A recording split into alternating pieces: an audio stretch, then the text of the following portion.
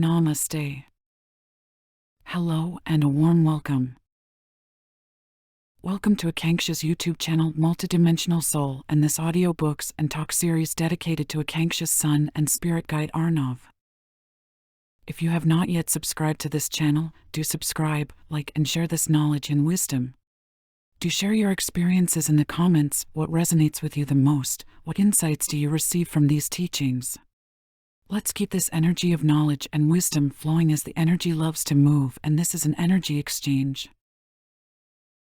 Today we are going to read Chapter 7 from the book How to Have Courage, Calmness, and Confidence by Paramahansa Yogananda. Meditation to attune to the highest within you. Teach me not to drug myself with the opiate of restlessness. Each day I will meditate more deeply than yesterday. Each tomorrow I will meditate more deeply than today. Today, with the soft touch of intuition, I will tune my soul radio and rid my mind of static restlessness, that I may hear thy voice of cosmic vibration, the music of atoms, and the melody of love vibrating in my superconsciousness. I will find perpetual celestial happiness within. Peace will reign in silence, or in the midst of activities.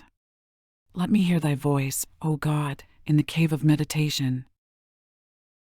Teach me, O Spirit, by meditation to stop the storm of breath, mental restlessness, and sensory disturbances raging in the lake of my mind.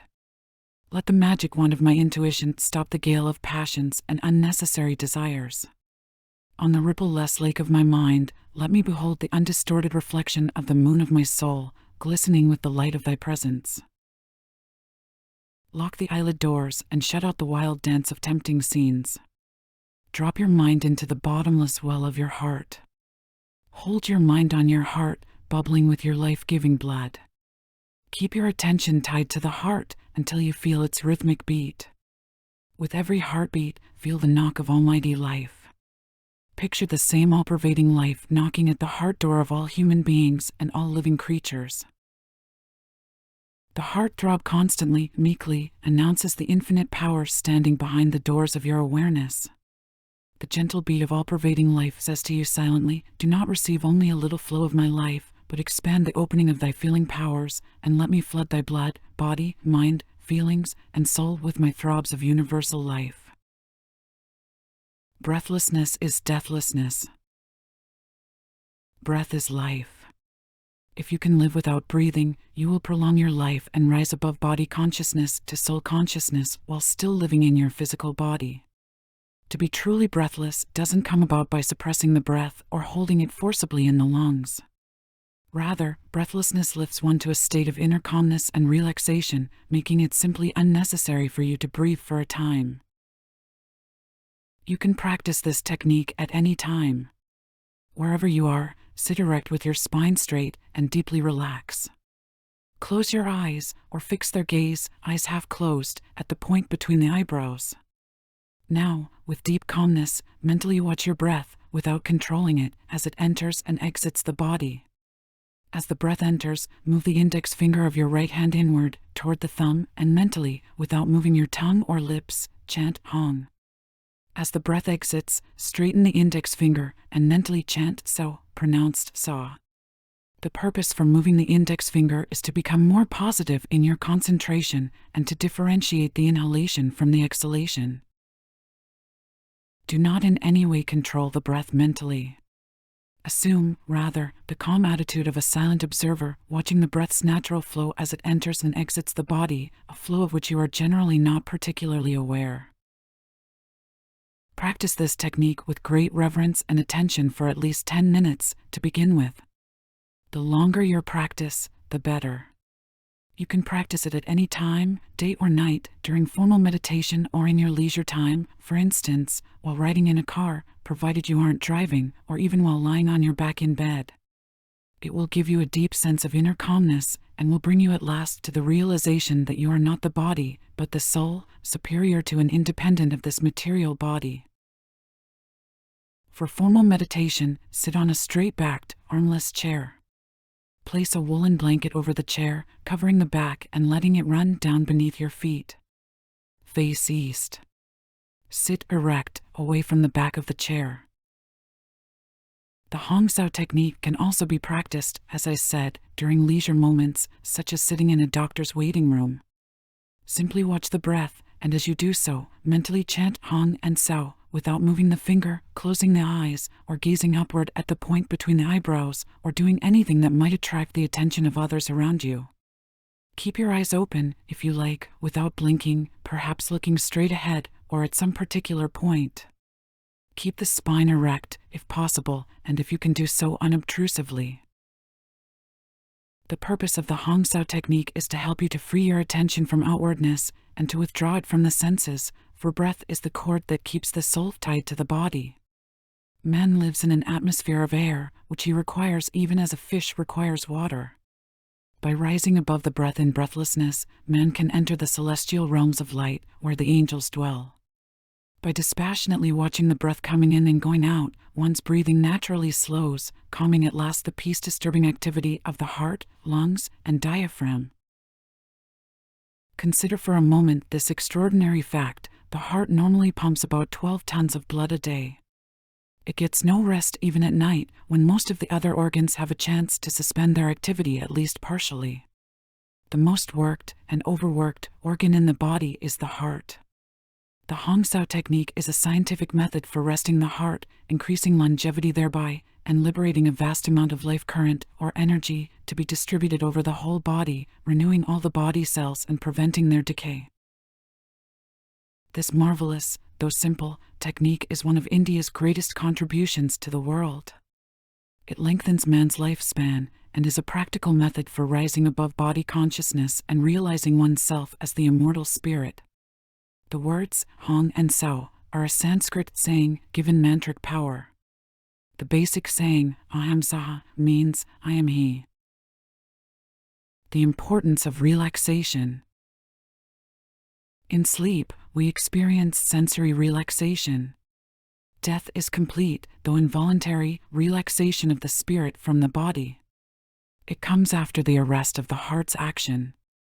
By the Akanksshaa technique, one can reach the point of even relaxing the heart and thereby rising above its compulsion to outwardness, experiencing death consciously, and eliminating one's sense of the mystery of death and the fear of dying. One can learn, indeed, to leave his body voluntarily and blissfully, instead of being thrown out of it forcefully, often as a complete surprise, at death. Inattention during practice of this technique can be soporific, producing sleep. Concentrated attention, on the other hand, brings to every body cell a tingling sense of divine life. If you have the time, practice the technique longer, indeed, as long as you like. I myself, as a boy, used to practice it for 7 hours at a time, and thereby achieved a deep state of breathless trance. Hold to the great calmness you feel during and after this practice. Cling to that peace as long as possible. Apply it in practical life situations, when dealing with people, when studying, when doing business, when thinking. And use it to help you to practice self-control when trying to rid yourself of some deep-seated, harmful mental or emotional habit. Whenever a situation demands it, recall to mind the calmness you've felt during and after the practice of this technique, and, reliving that state, meet the situation from that calm inner center, where your natural soul intuition will ensure the best possible outcome. Remember, deep intensity of concentration is necessary for the correct practice of this technique. This does not mean, however, that there should be any sense of strain present. Practice the technique calmly, with relaxation, even with reverence, and feel in that calmness that you are placing yourself in readiness to listen to, and to become absorbed in, the cosmic vibration AUM. Akanksshaa will help to put you in contact with the Great Spirit, who is present in you as your soul, and whose expression is vibration, the cause of that inner sound. Results will positively come, and deep calmness will be yours. Higher intuitions will come to you after prolonged practice, and you will find yourself in touch with the unexplored reservoir of divine power. Do not be impatient. Keep on steadily. Incorporate this practice into your regular routine, making it as much a part of your day as eating, brushing your teeth and bathing, or sleeping. Supremely beneficial effects will pervade your whole mental and physical constitution. As in everything else, the highest results cannot be attained in a day or even in days. Practice. Practice the technique and apply to your daily needs the calmness it produces. Remember also, I speak from experience, not only my own, but that of centuries of experience by the great yogis in my country. You, too, can have the same glorious experience as they, if you persevere in your practice. Final, important point, where to concentrate. Where should you focus your attention while practicing this technique? On the breath, yes, but where in the body? Your attention, at first, may be on the pumping lungs and diaphragm. Concentrate first, then, on that physical movement. Gradually, as the mind grows calm, shift your attention from the body to the breath itself. Be aware of the breath where it enters the body, in the nostrils. As you grow calmer still, try to feel where, in the nostrils, the flow is strongest. At first, it will be at the outer nostrils themselves, but as your concentration deepens, try to feel the breath higher in the nose, and note where the flow seems strongest. Is it in the upper part of the nose? The sides? The bottom? This can even help you to perceive more clearly your own state of mind. In the upper part, the flow may indicate a higher awareness. In the lower, a certain downward flow of energy in the spine. On the outer sides of the nostrils, the flow may reflect a tendency somewhat to react emotionally. Toward the center of the nostrils, there may be a tendency toward withdrawal. As you grow still calmer, feel the breath where it enters the head, up by the point between the eyebrows, the actual seat of concentration in the body. The origin of the breath lies in the astral body. Astral inhalation corresponds to an upward movement through what is known in the yoga teachings as Ida. Astral exhalation corresponds to a downward movement through the Pingala nerve channel. These channels may be observed by those who eat fish as the two little nerves that run down the length of the spine. An upward flow of energy through Ida accompanies inhalation of the physical breath, and a downward flow through Pingala accompanies physical exhalation. Astral breathing is accomplished by this upward and downward movement of energy. It is intrinsic to the reactive process. When the upward flow of energy is stronger, a positive reaction is indicated, and the same is true with deliberate physical inhalation. When the movement is more strongly downward, or when the physical exhalation is stronger than the inhalation, it comes out as a sigh, and indicates a feeling of rejection. When the inhalation is longer than the exhalation, it is an indication of positive reaction, even one of excitement. When the exhalation is longer, there is a corresponding withdrawal into oneself. In sleep, the exhalation is twice as long as the inhalation. When inhalation and exhalation are equal in duration, there is inner equanimity. Don't waste the perception of God's presence, acquired in meditation, by useless chatting. Idle words are like bullets, they riddle the milk pail of peace. In devoting time unnecessarily to conversation and exuberant laughter, you'll find you have nothing left inside. Fill the pail of your consciousness with the milk of meditative peace, then keep it filled. Joking is false happiness. Too much laughter riddles the mind and lets the peace in the bucket flow out, wasting it. Intuition is that faculty of the soul which at once directly perceives the truth about anything. Without the power of intuition, you cannot know truth. Intuition means soul perception and is the knowing power of the soul, without the help of the senses or the mind. Intuition can give you knowledge about things that your senses and understanding can never give. Many books and courses of study are prescribed for students in school, but nothing is taught about concentration and the development of the sixth sense, the all-knowing faculty of intuition. Many people make mistakes in everything, from health and business to philosophy and religion. Thousands of people make wrong investments and take wrong paths because their minds are not scientifically guided by intuition. By the development of intuition, one can outgrow the law of cause and effect in one's own life. Intuition tunes the mental radio so that it can intercept all vibrations of future happenings, which otherwise are deflected by diverse currents. Pure reason and calm feeling lead to intuition. Therefore, the first requisite in developing it is to calmly reason and calmly feel everything. Intuition is developed by exercising common sense, daily introspection and analysis, depth of thought and continued activity in one direction, calmness, and, best of all, by holding on to the calm after effects of meditation. If you can produce a perfect state of calmness in concentration and meditation, you will be able to solve deep problems. If you hold on to the calmness that comes after meditation, then you will be guided aright. Intuition guides your reason.